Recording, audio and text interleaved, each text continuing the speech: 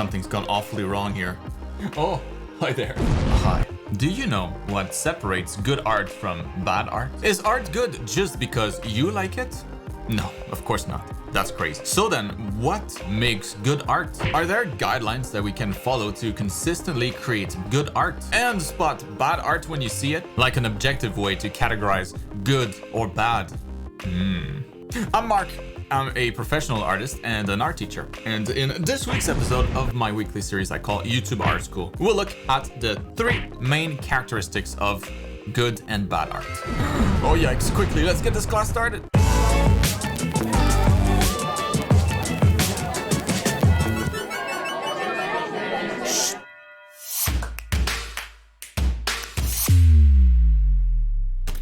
All right, class is in session. Pay attention. Today we'll explore the 3 main factors, in my opinion, that make good or bad art.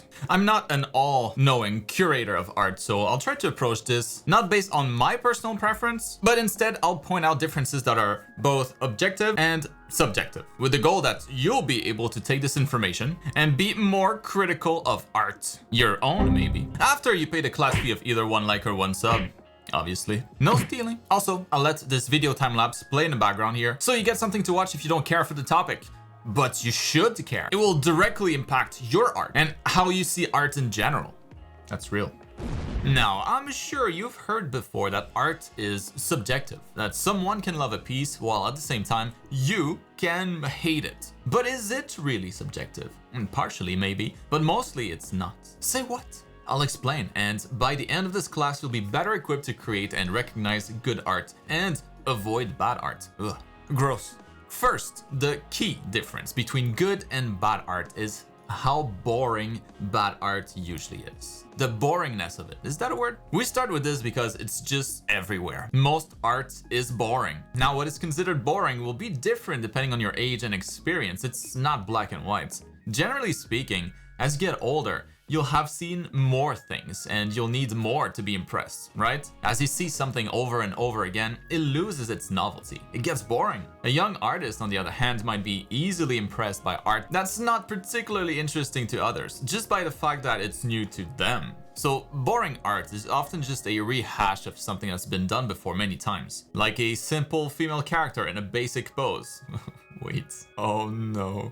Anyways, all of this to say, work on the idea a little bit more than you yourself might feel satisfactory. Keep in mind the audience, your audience. If they're all young kids or, anybody that's completely new to art, then you can pretty much impress them with anything. But if they're artists with a little bit more experience though, then chances are your art will more easily be classified as boring, unless you spend some extra time on the idea or on the design. Work on the hook for your art. What the heck is the hook? This is something that I repeat to my students literally all the time.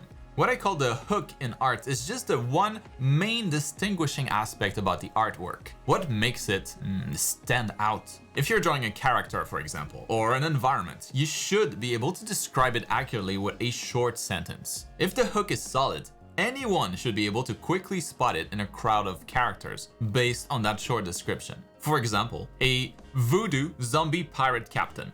Now that's pretty unique. It's not too common of a combination of ideas. It takes a lot of effort to do something differently, but that's one of the most important factors in good art. How original it is. How interesting the idea is. Try to use inspiration in nature for your designs. From animals, dinosaurs, bugs. If the audience can tell what the inspiration was, like a character inspired by a yellow jacket. It's like having solved a mini puzzle. It's fun and it's more memorable for the audience. Start with this as the first step. Good art is unique. It's different. It's not boring. That's not all there is though, obviously. That's just one of the factors. The next factor is purely objective. Art can be technically bad, as in badly executed. The kinds of things that make good technical art, though, is solid application of the fundamentals and the principles of art.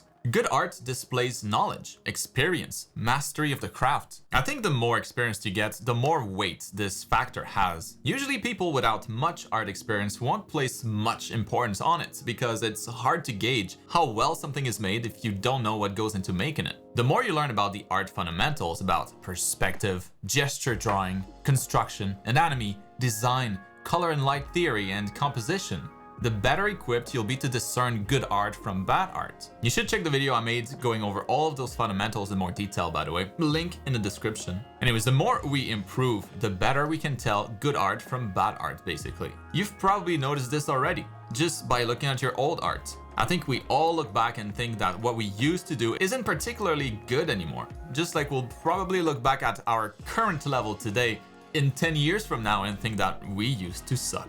If you want to make sure though that you don't suck, if you want to look back in just a short 1 or 2 years from now and notice massive improvements that will blow your hair right off, you should check my complete art education program.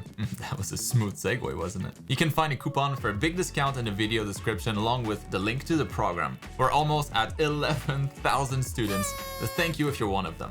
I love you. If you're not, you should definitely join our community and start your art journey the best way possible. The discount will be valid until the end of the month only. Don't miss out.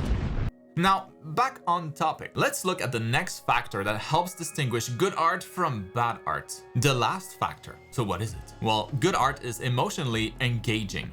Bad art leaves us emotionless. Now that might seem like a tricky bit of knowledge maybe to use to make your own art better, but it's simpler than it sounds. I go into a lot of detail about this in the art program, but let's see if I can do like a quick summary here. Essentially, we tend to respond in a positive way to art that engages us. And interestingly enough, the more negative the emotions that are triggered, the more impact it usually has. Let's think of fan art for a second.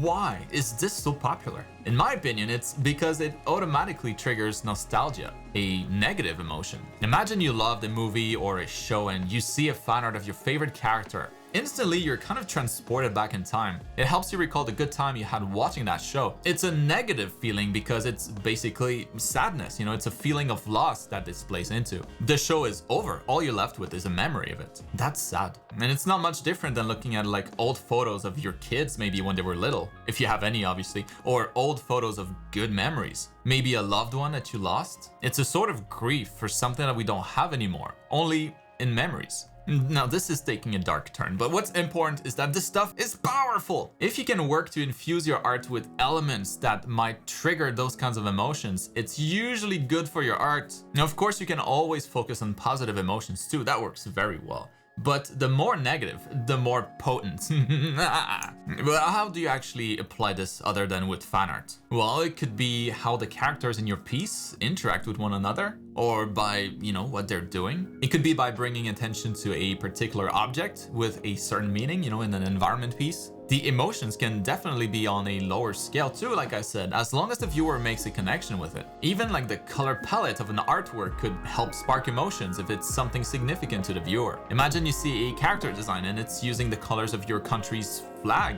You know, for a patriotic person, this might be a good emotional connection that helps captivate them. Now, I'll just end with a note on popularity. Popular art and good art have literally no correlation, and I think it's important to recognize that. Bad art can be popular. It often is. Think of all the crappy NFT projects you've probably seen, or even some pieces in museums that have no artistic qualities other than their history maybe, or the history of the creator. Just because it's popular doesn't mean it's good. Just because someone in a museum tells you something is good doesn't make it so. Just like good art isn't necessarily popular. Good art is often unique or interesting in some way. It's technically well executed and it's emotionally engaging. Bad art is boring, poorly executed, and doesn't engage the audience on any emotional level. Is that all there is to art then? We've solved it? Of course not. Those are just 3 factors, but I think they're important ones. And with all that said, you don't need to have all 3 either. But the more the better. Still, depending on the education of the audience, their life experiences, their age, art can be very subjective. As you gain experience as a person and as an artist though, it becomes less and less so. Experience allows us to understand why we think something is good or bad. Who are you trying to connect with through your art? Use these factors that we saw to your advantage to connect better.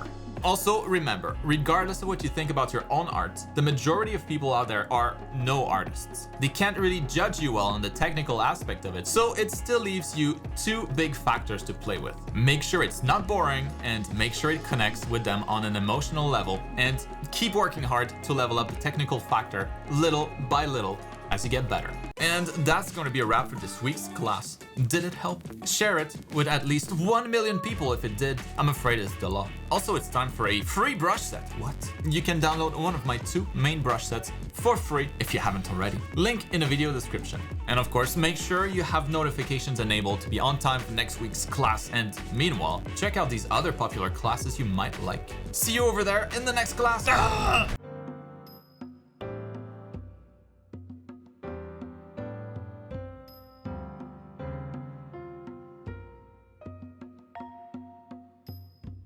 Something's gone awfully wrong here.